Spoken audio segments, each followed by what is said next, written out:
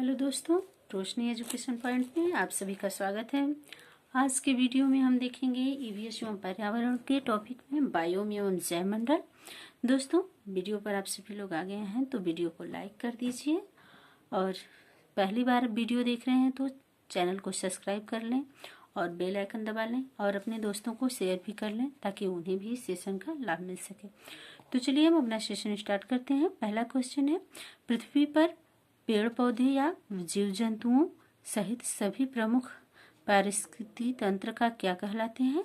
तो जीव जंतु पेड़ पौधे जो सभी हैं वो पारिस्थितिकी तंत्र में बायोम कहलाते हैं। पृथ्वी पर सबसे बड़ा बायोम कौन सा है? जलीय बायोम पृथ्वी का सबसे बड़ा बायोम है। सबसे कम जैव विविधता तथा जैव भार वाला बायोम कौन सा है? तो टुंड्रा बायोम। और जैव मंडल के अंतर्गत किन संघटकों को सम्मिलित किया जाता है? तो जैविक एवं अजैविक घटक। कौन सा तंत्र किसी समुदाय के सभी जीवों में संबंध स्थापित करता है? तो खाद्य जाल। जो खाद्य जाल फूड वेब होता है वो सभी समुदाय के जीव जंतुओं में संबंध स्थापित करता है। सभी उपभोक्ताओं में कौन सा गुण पाया जाता है? तो जो सभी उपभोक्ता हैं उनमें परपोषी का गुण पाया जाता है। अगला है, वे जातियां जो किसी समुदाय में प्रचुरता तथा जैवभार की अल्पता के बाद भी समुदाय अभिलक्षणों पर अपना प्रभाव दर्शाता है कि की स्टोन प्रजातियां, जो की स्टोन प्रजातियां या स्पीसीज कहलाती हैं। मतलब वे प्रजातियां जो किसी समुदाय में प्रचुरता एवं जैवभार की अल्पता के बाद भी समुदाय अभिलक्षणों पर अपना प्रभाव दर्शाते हैं वो की स्टोन प्रजातियां कहलाती हैं। एबोनी तथा महोगनी वृक्ष किन वनों से संबंधित हैं? तो जो महोगनी और एबोनी वृक्ष हैं वो उष्णकटिबंधीय सदाबहार वन से संबंधित है या सदाबहार वन में पाए जाते हैं। साल, सागौन तथा शीशम किस बायोम के वृक्ष हैं? तो साल, सागौन और शीशम मानसूनी वन बायोम के वृक्ष हैं। किस बायोम की भूमि अम्लीय तथा अल्प खनिज वाली होती है? तो शंकुधारी वन के जो वृक्ष होते हैं, बायोम होते हैं, वहाँ की भूमियाँ अम्लीय और अल्प खनिज वाली होती हैं। विषुवत रेखा से ध्रुवों की ओर जाने पर पारिस्थितिकी उत्पादन पर क्या प्रभाव पड़ता है? तो पहले बढ़ता है फिर घटता है। विषुवत रेखा की तरफ जाने से ध्रुवों की तरफ जाने पर, क्योंकि विषुवत रेखा पर सबसे ज्यादा वो पाया जाता है, मतलब सबसे ज्यादा विशेषता पाई जाती है और ध्रुवों की तरफ हम जैसे बढ़ते जाएंगे वैसे कम होता जाएगा। किस बायोम में सबसे कम तापांतर पाया जाता है? तो अयनवर्ती सदाबहारी वर्षावन में। किस बायोम में प्राथमिक उत्पादकता सर्वाधिक होती है? तो विषुवतीय वन बायोम में।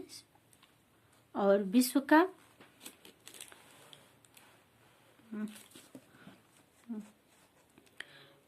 का सर्वाधिक विक्षुब्ध पारिस्थितिकी तंत्र कौन सा माना जाता है?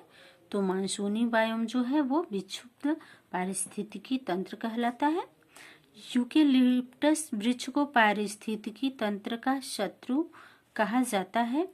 यह ऑस्ट्रिया महाद्वीप में बहुतायत पाया जाता है। ये जो यूकेलिप्टस होता है इसकी जो जड़ें हैं काफी पृथ्वी के अंदर काफी गहराई तक जाती हैं और यह बहुत ज्यादा जल शोधित करता है, मतलब बहुत ज्यादा जल अवशोषित करता है, इसलिए इसे पारिस्थितिकी का आतंकवादी पौधा या शत्रु कहा जाता है। सागर जल के नीतल या तलहटी में रहने वाले जीवों को कौन सी संज्ञा दी जाती है? तो बेंथस की। रेनडियर किस बायोम का जंतु है? तो टुंड्रा बायोम का जंतु है। रेनडियर जो है वो टुंड्रा बायोम का जंतु है।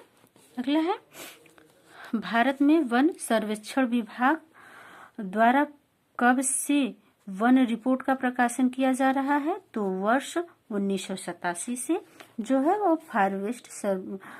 फॉरेस्ट सर्वे डिपार्टमेंट का सर्वेक्षण किया जा रहा है। देहरादून स्थित भारतीय वन सर्वेक्षण संस्थान के द्वारा प्रतिवर्ष 2 वर्षों के अंतराल पर भारत वन स्थिति रिपोर्ट प्रकाशित की जाती है।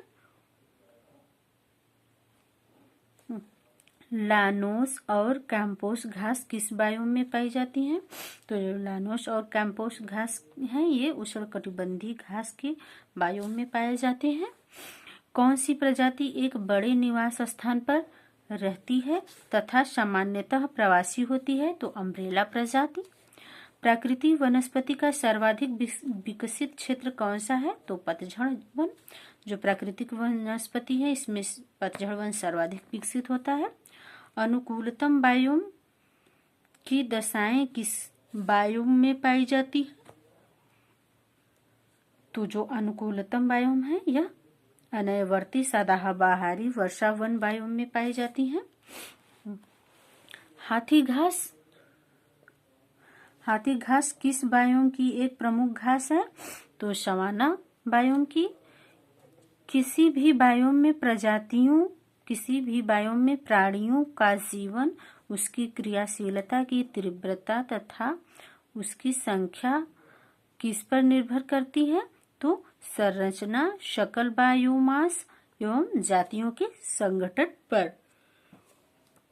विश्व के किस बायोम को प्रमुख अन्न भंडार तथा दुग्ध व्यवसाय का केंद्र माना जाता है? तो शीतोष्ण घास बायोम को प्रमुख अन्न भंडार और दुग्ध व्यवसाय का केंद्र माना जाता है।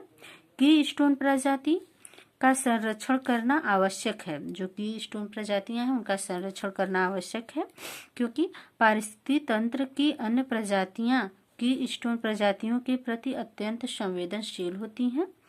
की स्टोन प्रजातियों के विलुप्त होने पर अनेक अन्य प्रजातियां भी विलुप्त हो जाएंगी, इसलिए की स्टोन प्रजातियां जो हैं इनका संरक्षण अति आवश्यक है।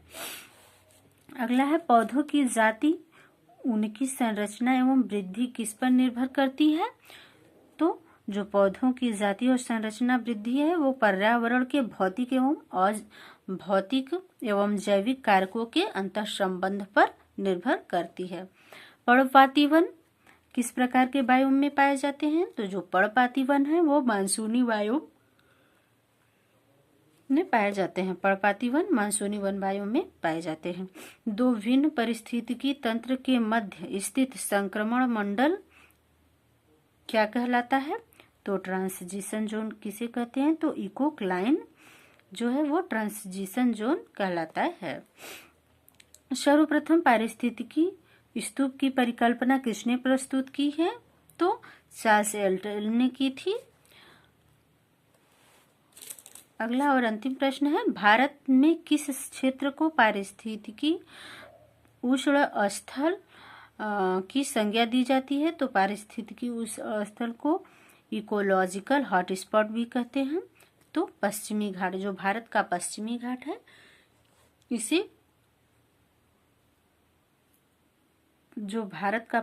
घाट है इसे पारिस्थितिकी हॉटस्पॉट के संज्ञा दी जाती है क्योंकि यहाँ पर ज्यादा जैव विविधताएं पाई जाती हैं। उष्णकटिबंधीय सदाबहार बायोम को पृथ्वी के फेफड़े के नाम से भी जाना जाता है। जो उष्णकटिबंधीय सदाबहार बायोम है यहाँ पर मतलब काफी जैव विविधता एवं विशेषता पाई जाती हैं, इसलिए इसे पृथ्वी का फेफड़ा के नाम से जाना जाता है। दोस्तों आज की वीडियो में बस इतना ही।